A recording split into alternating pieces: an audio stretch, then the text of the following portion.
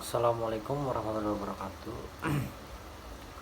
Pada kesempatan kali ini saya akan memaparkan sebuah jurnal yang membahas mengenai tingkat kesadaran pada manusia.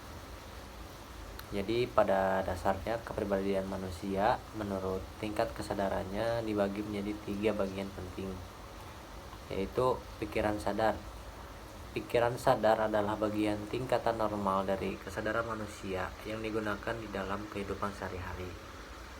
Pikiran sadar hanya merupakan sebagian kecil dari keseluruhan kesadaran manusia. Dengan kata lain, sehebat apapun prestasi seseorang, sesungguhnya hal tersebut hanya merupakan sebagian kecil dari keseluruhan kemampuan yang ada di dalam dirinya. Ada pendapat yang mengatakan bahwa orang normal hanya menggunakan 7% dan orang yang dianggap jenius menggunakan sekitar 15% dari seluruh kemampuan yang ada pada dirinya. Lalu yang kedua, ada yang dimaksud dengan pikiran bawah sadar. Pikiran bawah sadar atau alam bawah sadar, atau dengan kata lain batin bawah sadar, adalah sebagian dari kesadaran manusia yang mempunyai ciri-ciri sebagai berikut. Yang pertama yaitu tersembunyi. Tetapi dominan alam bawah sadar merupakan bagian dari kesadaran manusia yang keberadaannya seolah-olah tersembunyi atau tidak diketahui dan tidak mudah dikendalikan seperti mengendalikan pikiran sadar. Namun pikiran bawah sadar merupakan bagian yang dominan dari jiwa seseorang. Karena pikiran bawah sadar merupakan bagian yang tersembunyi, gangguan mental yang berat dan sudah lama bisa tertanam tanpa disadari. Oleh karena itu, gangguan mental tersebut dapat mendominasi kepribadian seseorang. Gangguan mental yang sudah mengendap di dalam pikiran bawah sadar dan sudah mendominasi kepribadian seseorang biasanya relatif sulit untuk disembunyikan dan bisa disembunyikan dengan konsultasi. Dengan konsultasi, seseorang hanya memperoleh pemahaman masalah karena konsultasi merupakan proses yang berlangsung di dalam pikiran sadar. Hal ini belum cukup untuk menghilangkan gangguan mental yang telah tertanam di dalam pikiran bawah sadar. Oleh karena itu, jika seseorang ingin sembuh dari gangguan mental yang sudah tertanam di dalam batin bawah sadar, ia harus memiliki suatu metode untuk mengendalikan batin bawah sadarnya. Jadi pada saat seseorang menjadi korban hipnotis, batin bawah sadarnya sedang dikendalikan oleh orang lain. Jika kita tidak ingin menjadi korban kejahatan dengan hipnotis, maka kita harus memiliki suatu metode yang bisa mengendalikan bawah sadar diri kita itu sendiri. Lalu yang kedua itu mengenai menyimpan semua pengalaman hidup. Semua pengalaman hidup seseorang sejak lahir sampai meninggal tersimpan dan terprogram di dalam batin bawah sadar.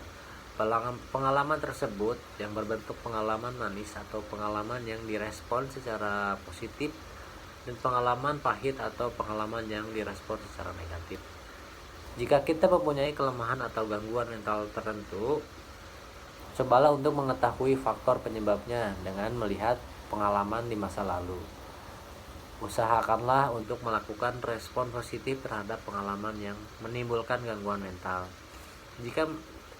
Jika mulai dari sekarang, usahakan untuk selalu positif terhadap segala pengalaman hidup sehari-hari. Positif atau negatifnya suatu pengalaman tergantung reaksi seseorang. Misalnya, jika seseorang biasa bereaksi secara positif terhadap pengalaman yang berbentuk musibah, batin bawah sadar akan mendominasi dengan kecenderungan positif untuk tabah dan sabar. Dan yang ketiga yaitu memberi energi kepada organ tubuh. Jadi di dalam setiap diri manusia ada sejumlah organ tubuh yang sangat penting dan selalu bergerak secara otomatis tanpa perlu diperintah dan teratur, misalnya jantung, otak, paru-paru, dan ginjal. Hal ini menunjukkan bahwa organ-organ tubuh tersebut bekerja tanpa melalui proses pikiran sadar. Batin bawah sadarlah yang memberi energi untuk bekerja secara otomatis dalam suatu sistem kerja yang sangat mengagumkan. Oleh karena itu, jika seseorang mengalami gangguan mental yang berat dan sudah tertanam di dalam batin bawah sadar, sistem aliran energi kepada organ-organ tubuh penting bisa mengalami gangguan. Jadi akibatnya terjadilah berbagai gangguan seperti jantung berdebar-debar, tekanan darah tinggi, sesak nafas, sering pusing, sakit kepala, dan sakit mah. Penyakit-penyakit ini disebut sebagai gangguan psikomatis atau penyakit fisik yang disebabkan oleh gangguan mental. Dan yang selanjutnya bisa dipengaruhi oleh sugesti. Batin bawah sadar bisa dipengaruhi dengan menggunakan sugesti, baik sugesti positif maupun sugesti negatif.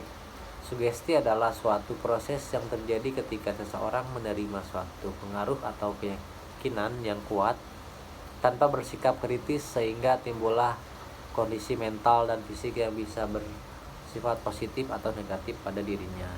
Sugesti positif misalnya seorang olahragawan yang bertanding di dalam negeri dan memperoleh dukungan dari banyak supporter bisa bertanding dengan lebih percaya diri dan seolah-olah mendapat tambahan energi sehingga dapat memenangkan pertandingan dengan relatif mudah. Sedangkan sugesti negatif misalnya seseorang yang ditakuti terhadap sesuatu yang tidak berbahaya, sugesti ini disebut dengan fobia yang bisa tertanam kuat dalam bentuk berbagai macam ketakutan yang mendominasi kepribadian seseorang. Misalnya takut terhadap kecoa, cicak, atau kucing. Lalu yang ketiga ada pembahasan mengenai suprasadar. Suprasadar itu sendiri merupakan bagian dari kesadaran manusia yang berada di dalam tingkatan tertinggi. Suprasadar memiliki ciri-ciri diantaranya itu merupakan tingkatan kesadaran yang jauh lebih tinggi, bahkan merupakan sumber dari ketua kesadaran. Lalu dengan latihan mental tertentu, pikiran sadar dan bawah sadar bisa menyaring kesadaran yang lebih tinggi menjadi tingkat kesadaran yang sesuai dengan kebutuhan. Dan suprasadar merupakan visi sejati dan menyenangkan, misalnya di saat seseorang sedang beribadah atau berdoa dengan khusyuk ketika batin dalam keadaan sangat tenang. Nah, itu saja yang dapat saya sampaikan. Mohon maaf bila ada kesalahan. Wassalamualaikum warahmatullahi wabarakatuh.